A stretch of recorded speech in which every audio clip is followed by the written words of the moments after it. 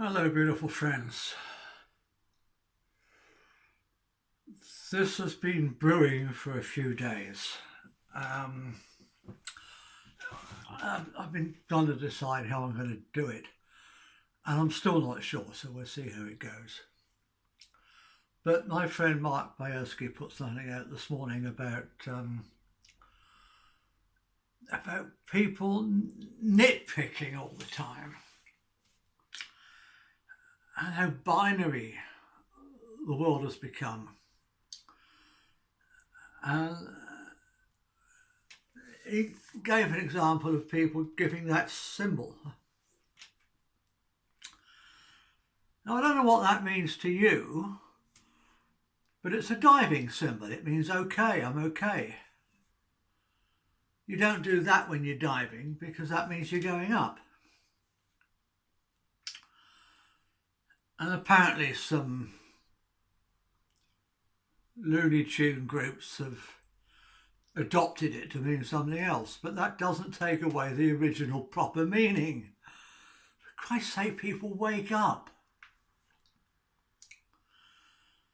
And people are picking on other people's religions because there's superficial similarities to something the Satanists might be doing.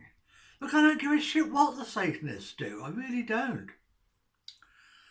They can bow down in front of an owl or a horned figure or whatever they like, as long as they don't mess with little kids or commit human sacrifice. We've got to concentrate on the bad things that people do, not on the people. If you're interfering with little kids, then that needs to be stopped. Focus on that. If you're killing people in some kind of crazy ritual, then focus on that. If you're using ritual to get power over others, then focus on that. But if you're using ritual to get power from within, power over yourself, power to evolve, power to be more loving, then that's a good ritual, you know? The world's got so binary. There was a freedom rally, I don't know, 2 or 3 years ago now, a freedom of speech rally, I think it was. And there was some still photographs that got into the paper and on social media with people doing that. And of course they were said to be Nazis. Of course they weren't Nazis. They were just doing that. But if you catch it at the right time in a still, it looks like a Nazi salute. They're just waving. Oh, the world's just got so crazy. We nitpick at every tiny little thing. Somebody wrote something really crazy to me on Facebook this morning about Piers Corbyn. And to prove his point, he put out a video clip that wasn't by Piers Corbyn. The things that were said in the clip were completely outrageous, but they're nothing whatsoever to do with Piers Corbyn. I mean, what the hell is going on, man? I think it's all started from this, I don't know, it probably started a long time ago. It started with Abrahamic religions. It probably started back in the, 7th century? I'm sorry, I didn't check this before I came on. 6th or 7th century, when was it that the Norse invaders in Britain, the people that everybody called the Vikings, but of course Viking was an activity, it wasn't a group of people. It meant the same as No, I'm not going to get into that. But yeah, the Norse people invaded Britain, started at York, forced their way south, ended up in Wessex. There was no England in those days, it didn't exist, hadn't been invented. It was just Britain that was divided into several different kingdoms. And they got down to the kingdom of Wessex, which was ruled by Alfred the Great. And he tried to rally support to fight these Norsemen and get rid of them. And so when he had his little speeches, he'd say, let's get rid of the pagans. Now, he didn't care whether they were pagan or not. It was just a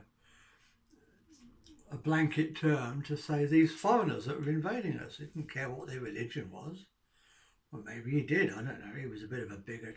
That's another story.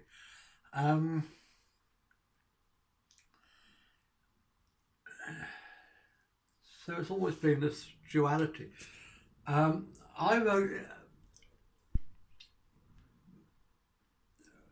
in modern times, it's been very much focused around political parties. You support this political party or the other political party.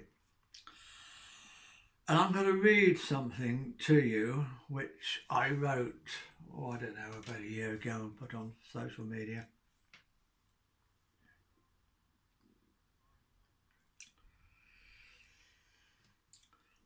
And this shows how old I am, what a doddering old git I am. I remember the 1966 general election.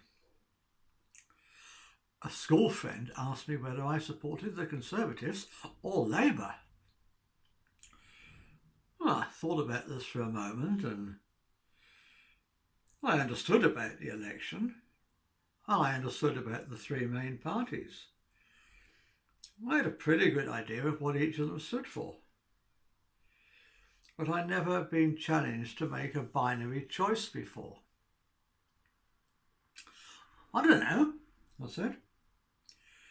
I agree with some of the Conservative policies, but I also like some of the Labour and Liberal policies too. My friend had obviously never even heard of the Liberals. You can't do that, he yelled in my face. You have to choose one or the other. You're stupid. Well, I couldn't get my head around that at age 14. I can't get my head around it now. What a crazy way to do politics. Setting groups of people against each other like that. But of course, that's the whole point of the political game. It's not about coming together to make wise decisions. It's about divide and rule. It's about dividing and weakening the population so the political class can more easily rule over them and walk all over them with their hobnailed boots. It's time we the people stood up, stood together and took back our power. We can do it. We just have to put aside our differences and work together. And that means all different political groups, that means all different religions.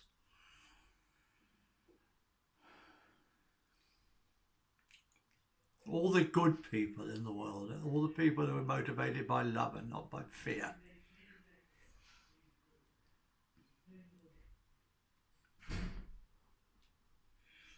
We have to put aside our differences and work together and help and support each other. And that's the thing I keep hammering home in these videos. We have to help and support each other. I mean that in a practical way. We have to help each other to thrive instead of trying to thrive at each other's expense.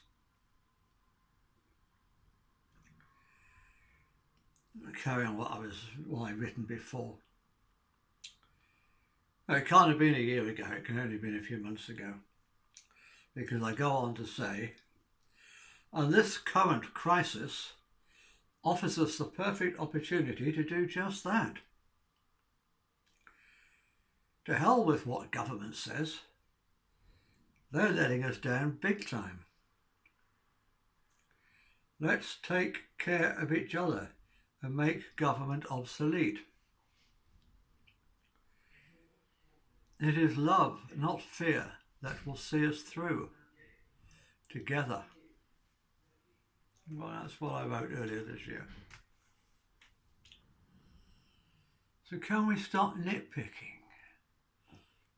I even saw some stupid thing going around on Facebook last week or the week before, trying to make out that the caduceus is evil because it has a serpent on it. Caduceus is a symbol of healing, for crying out loud. There's so much stupidity out there at the moment. Come on. Enough. Let's come together. Let's stop trying to find fault with each other. Let's start trying to look at the good things that we're all doing. Look at the good things people are standing up on the stage and saying. Everything isn't trash just because they may have said something stupid once. David Icke, I mean, everybody keeps picking on him because of his talk about the reptilians. Now, I know a lot of people aren't ready to understand about reptilians, and I don't necessarily go along with it in quite the way he puts it. But I think there is something in it if you look deep enough. 2,000 years ago, the Gnostics were talking about the archons, who they considered to be evil spirits that were ruling the world and also ruling the Catholic, so not 2,000 years ago, 1,700 years ago, ruling the Catholic Church and the monarchy. And David Icke's talking about these same forces, whatever these forces are, whether they're extraterrestrial, whether they're psychic, doesn't really matter, does it? Let's not nitpick over the details. There are dark forces at work. Let's just leave it at that. There are dark forces at work. Let's be united in our belief that there are dark forces at work. Instead of becoming divided over exactly what form these dark forces take. You can just be talking about the deep state, about the cabal. It doesn't matter what name you give the dark forces, they exist. And they can be overcome by love. They are few and we are many. And if we come together with love, we can overcome the fear that they're trying to instill into us in order to control us. So that's it for today.